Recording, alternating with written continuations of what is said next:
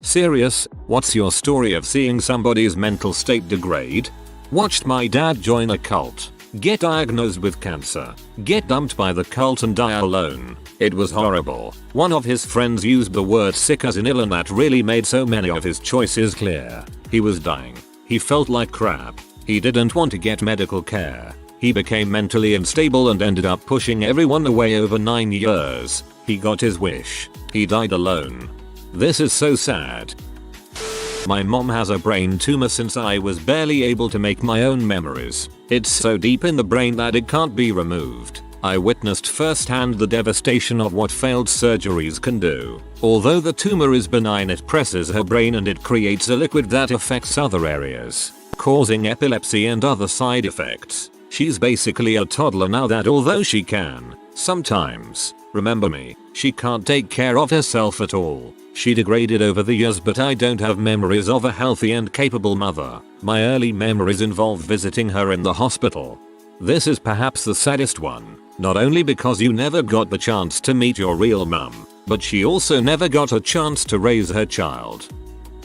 I watched a friend get overtaken by his first bipolar episode in about 3 weeks. He started smoking a lot more weed than he had before. He was on Snapchat and social media non-stop. He started drinking heavily as well, and barely sleeping. He totaled his Jeep and got a DUI. He went to his job and told his boss to frick off, among other things. He was fired. He started getting angry very easily. During this time I spoke to his mom to let her know what was going on, but she was in denial still. The drinking and mania continued for another week. He went golfing with some friends, and as they were driving home, he lost it and started ripping his clothes off and tried to jump out of the car. They pulled over and he was screaming for someone to come and kill him. They calmed him down enough to get to the hospital, where he stayed for a few days. This all happened in 3 weeks. He's better now, which is really good to see.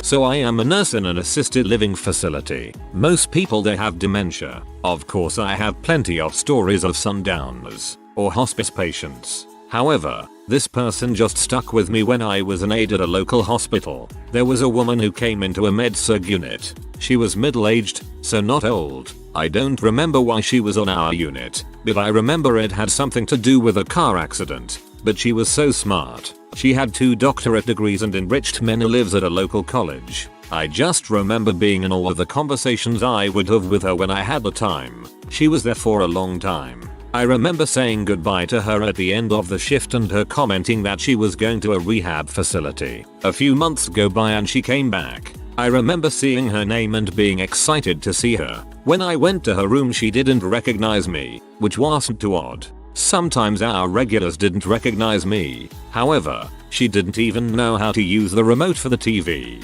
She could still for the most part take care of herself with minimal help, but something was off. I told the nurse who had taken care of her the previous night about the status condition change, but the nurse didn't do anything. The next times I had her, I just watched her decline, become incontinent, unable to care for herself, mood swings, all of those. It was the saddest thing I had ever seen at that point in my career. She ended up passing in the hospital. I will never forget the intelligent, strong woman I had met just months ago become almost a shell and non-verbal so quickly. I never saw a visitor there even once. My mother had cancer, and at the very end, maybe the last 2 weeks, there was a very rapid deterioration of her mental state. At first she'd say something a little off, like she had a couple of seizures, and I think she heard something about a Mediterranean cruise on TV, so she suddenly said, "I have the Mediterranean shakes. It goes like this," and she kinda moved her arms in a shimmy. After a few seconds she went, "Jesus, I'm losing my marbles," and we all, me, her, my sister, and my father, had kind of a sad laugh together. Little things like that went on for like a week. Then she started talking to people and commenting on things that weren't there, but she knew her mind was playing tricks on her. I remember my uncle, her brother, came up from Florida to say goodbye, and it took her a few minutes to realize she wasn't imagining him. She died a few of days later. Those were 2 very hard weeks for 15-year-old me, especially because on her 49th birthday just 5 weeks prior she seemed perfectly healthy. I of course knew she had cancer, but it seemed like she would pull through. Man, I haven't thought about that in a while. That was hard to write. My mom was a schizophrenic. I haven't seen her in about 8 years at this point. She was in and out of my life a lot. As my dad would take her back, she'd start up on meds, stop taking them again, and everything would start over. She went from a normal almost soccer mom in my youth to a BPD schizophrenic mess by the time I was 16.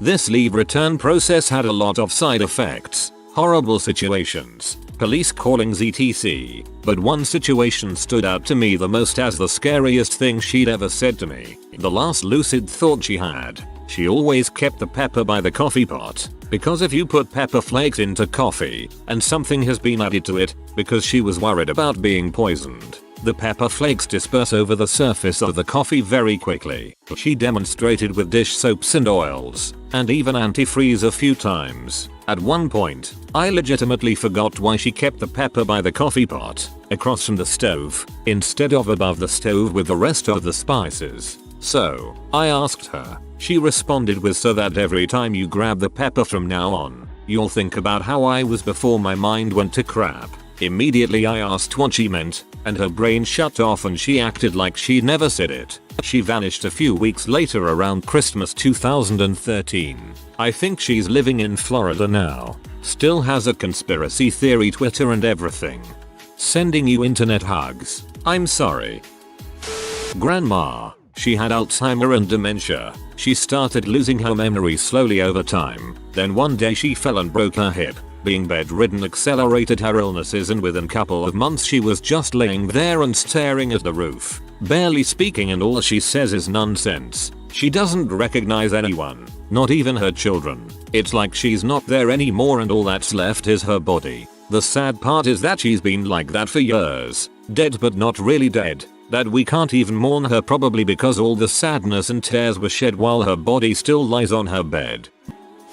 A close person to me told that he had what he thought was a mental breakdown at the age of 5 or so, and the reason was intrusive thoughts about death, specifically his own death. I said, why would you even be thinking that at that age, and why would he worry about that because he was still a child and far from death? He just responded with, I don't know. It's like I know how it feels. It might have been just a one-time thing, but he had these mental breakdowns sometimes and it was not good. The most recent bad one was when he was 15. He was doing something happy or anything, but then he suddenly freezes up, then flinches and starts to cry like a child. And he cries for hours and kicks his feet. At this point I was scared because he was inconsolable and don't know what to do. After a night's sleep, he seems to be fine, but he seems to have momentary aftershocks and would flinch and start to cry again. He said it takes 2 months to recover from this or be back to his normal happy self, but he becomes scared, frantic and sad in these 2 months. Worst thing is, I think he kinda had PTSD from these episodes, and if something reminds him of these situations he breaks down again. One specific song was enough to make him have a mental breakdown, and it seems he is likely to have these in December or in the night. He's fine now and has ways to recover from the breakdowns, but it seems he is still prone to having these episodes. My cousin has schizophrenia. When I was a kid I remember him being completely normal. Then he joined the Navy and apparently got bullied a frick ton. When he came back he was 100% different. He would just stare into nothingness. He didn't say anything. Sometimes he'd laugh, but he wouldn't smile while doing it, and it'd be so dry and robotic.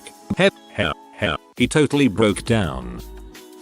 My fiance's mom passed a few years ago from Creutzfeldt-Jakob disease, CJD for short. CJD is most commonly called mad cow disease, even though they aren't the same. CJD only happens to humans and mad cow is bovine. CJD is when these proteins in your brain called prions go crazy and start to fold and basically turns your brain into Swiss cheese. There is no cure and it is very rare. Only a few hundred cases a year. She was perfectly healthy except for being diabetic, but she had 0 complications with her diabetes. Then out of nowhere she started having problems remembering things and then starting having mood swings. She went to the doctor but they couldn't figure out what it was. It wasn't until a month or so later that a specialist diagnosed her with CJD. She went from being completely healthy to not being able to move her arms, legs, control voluntary and involuntary functions, and then death in 8 months. It was extremely hard on my fiance to see her mom lose everything that made her who she was.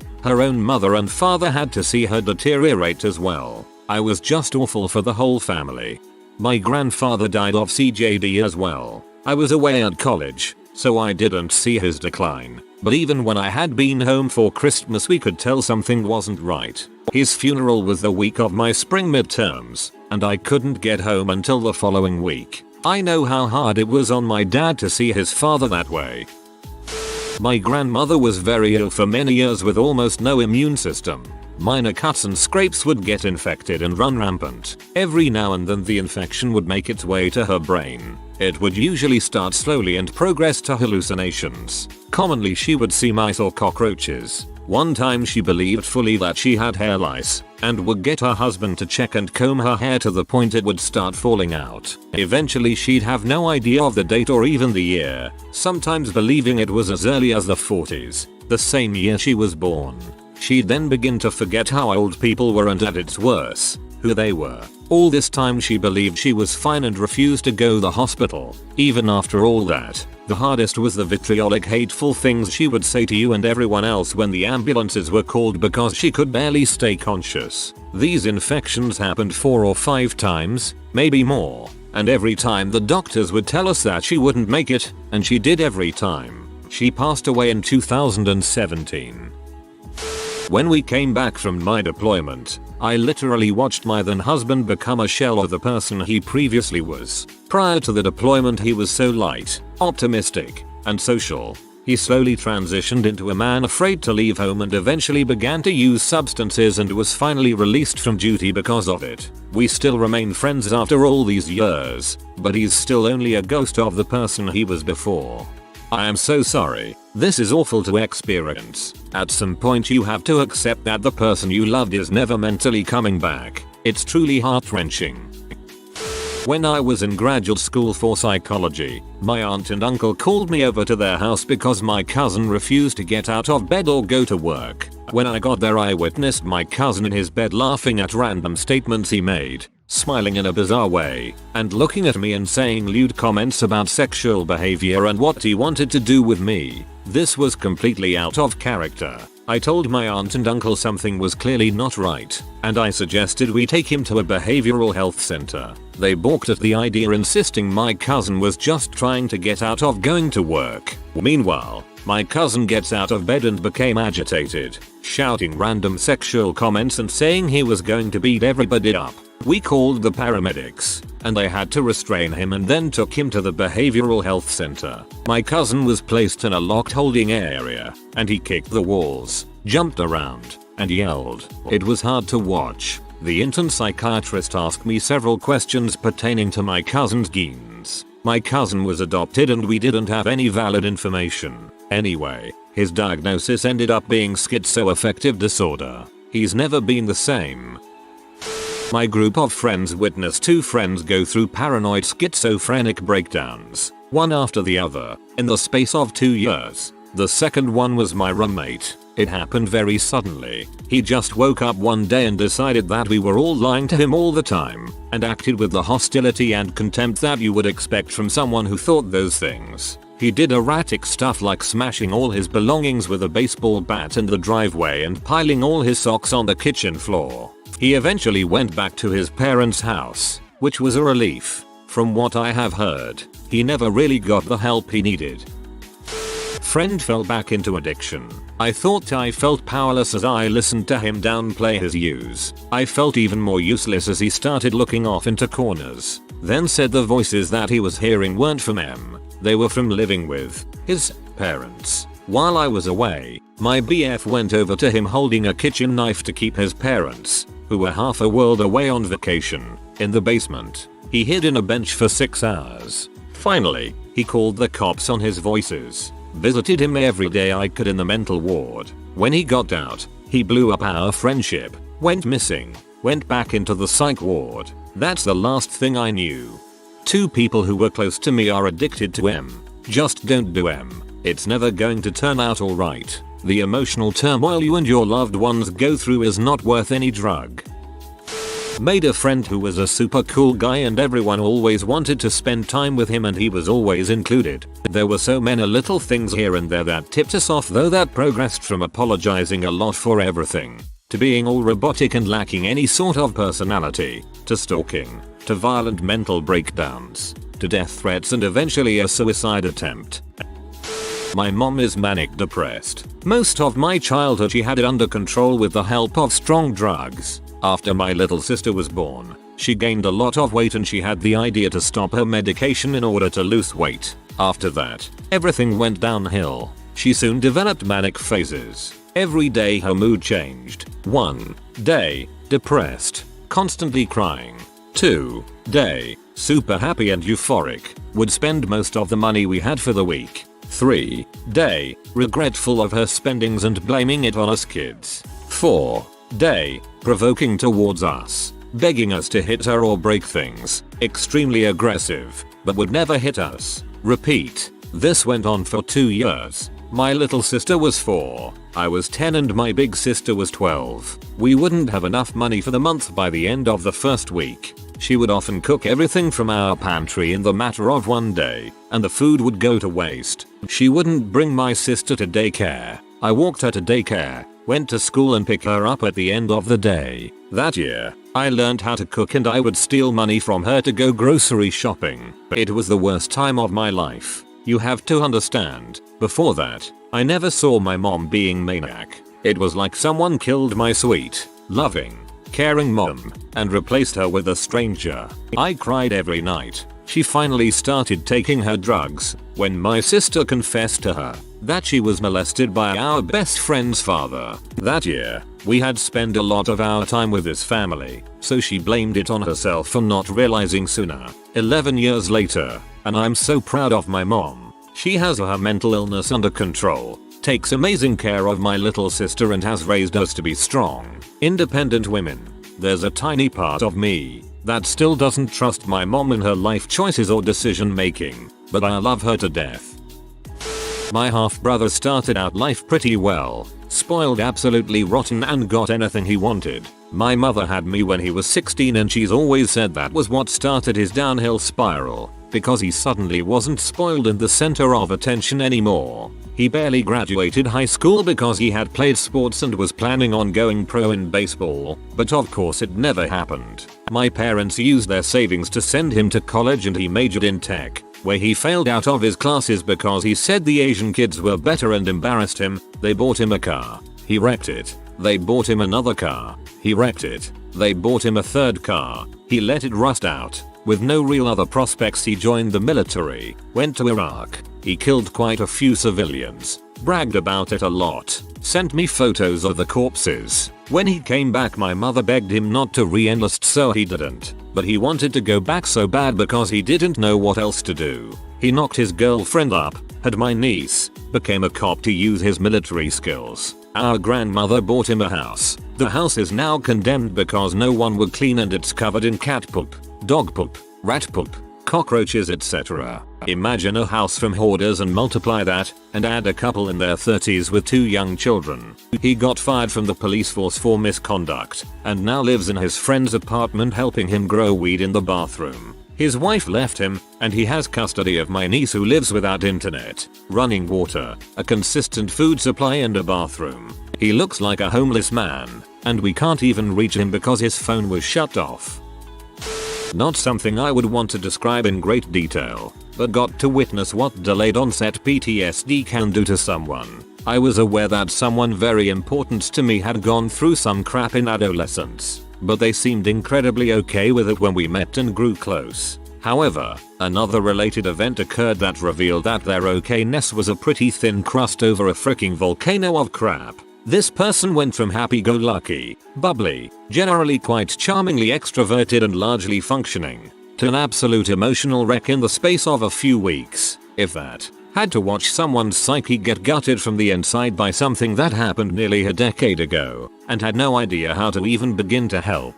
The whole thing was incredibly grueling to witness, and I don't think I can even come close to imagining how it must have been to experience it. Over the course of the next 4 or 5 years though I watched this same person basically rebuild themselves from the ground up, despite what seemed like constant relapses after even the tiniest progress. Can't overstate how much respect I have for them, and for the therapists that eventually help them through it.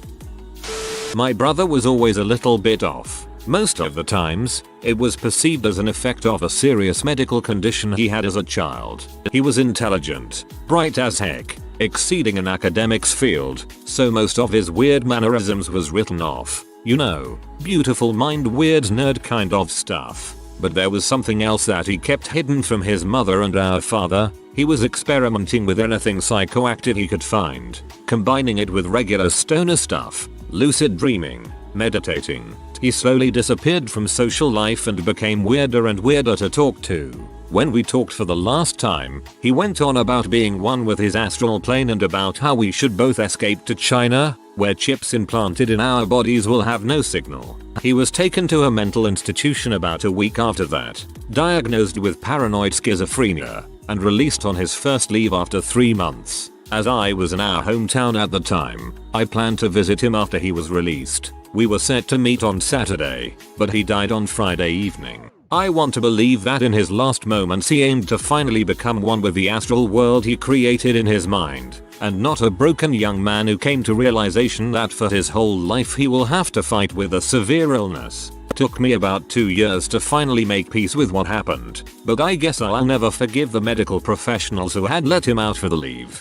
I'm so sorry for your loss. My grandfather had PTSD from Vietnam. In his final days, he was in a mental institution. They let him out and told us good luck. He took his life that night. I know how crappy that feeling is. I hope the best for you and your family.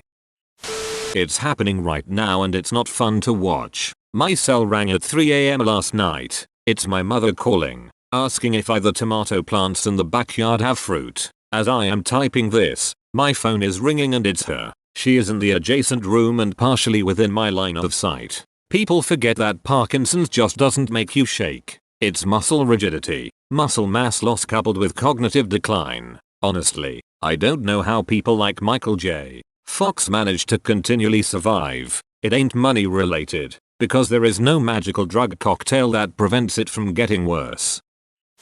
A friend of mine ended up in an abusive friendship and never recovered. Said friendship lasted over 6 years. No one could convince him that the other person was terrible to him. He ended up ghosting a lot of people he knew, including me. Last I saw of him, his self-esteem had basically tanked into the negatives. He was second-guessing almost every decision he had to make and was much more reserved. I heard through a mutual friend that he ended up moving away and going to therapy in the end, so I hope he got the help he needed. Maybe he lost faith in people, knowing his previous friendship was a lie. If you are new to the channel, you can subscribe. I publish new videos every day. Until then, check another video.